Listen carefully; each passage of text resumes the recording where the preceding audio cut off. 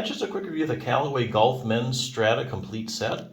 So if you're just starting out and you're looking for a good beginning set, I think this would be a good choice. And I'll tell you why. You get a lot of stuff at once. I think it's great value for the price. So you get the bag, which is a stand bag, so it'll stand up by itself. And that bag has 5 pockets. It also has a cooler pocket.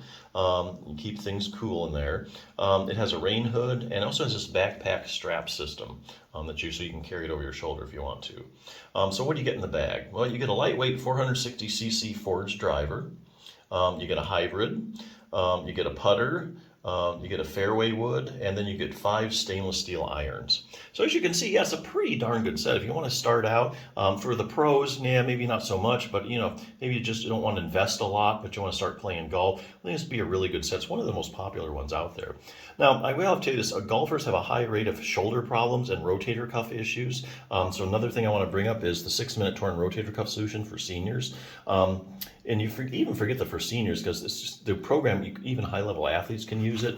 Even if you just have just a basic shoulder problem and you don't really know what's going on, if you strengthen your rotator cuff, that's going to go a long way in solving your shoulder problem. And I'll tell you why. Shoulder is a very shallow ball and socket joint. Now that's unlike your hip, which is a deep ball and socket joint. It depends heavily, on the muscles, because the shoulder is so shallow. The hip has a deep ball and socket joint, so just its bony architecture keeps it in place. Not so with the shoulder. Shoulder is all about muscles keeping it in place. And guess what group of muscles is mainly responsible for shoulder stability and keeping it in place? That'd be the rotator cuff.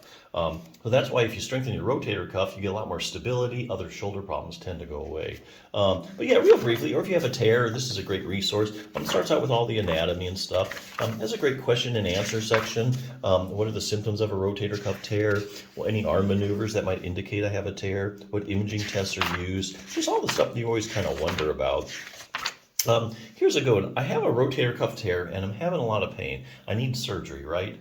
Well, not necessarily, and let me tell you why. So this is a very evidence-based book. It has, quote, studies. Each one of these boxes is like a study it refers to. So they answer that question by looking at studies where you say you take 100 people with rotator cuff tears, and you measure how big are the tears, okay? So you know the size of their tear, and then you run a scale, like a visual analog scale, and you find out how bad is this person hurting. So now you have 100 people, you know how big their tears are, okay? And you also know how bad they're hurting. Now you would think there'd be a perfect correlation. Hey, people with the biggest tears are the ones hurting the most, but that's not the way it works, and that's not what any of these studies are finding.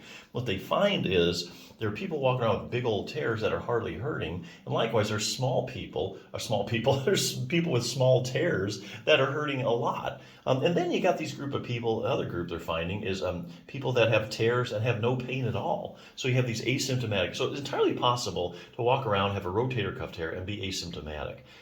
So you may have a tear and, hey, the tear is really not giving you pain. You might have other issues. For all these reasons, you don't want to jump into surgery just because, hey, MRI says I have a rotator cuff tear, I need surgery. No, not necessarily. You could have an asymptomatic tear and there's something else going on giving you your pain. Then you go through the surgery, that doesn't fix it, and then you still got the initial problem causing you pain. So anyway, what will happen if I leave my rotator cuff tear alone? Kind of looks at the natural history of a rotator cuff tear, what happens to it.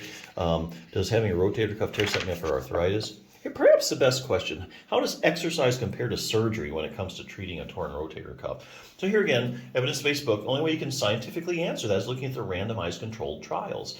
These are the highest form of proof in medicine that a treatment is actually effective. So what they've done, this book's compiled all the randomized controlled trials comparing exercise to surgery.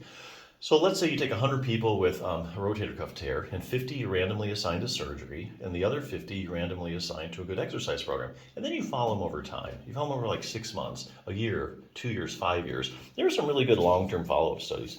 So basically, what do they find? Well, this, as I said, has compiled all of them. The conclusion, you're going to end up at the same place. So whether you do exercise or you have surgery, you're going to end up at the same place.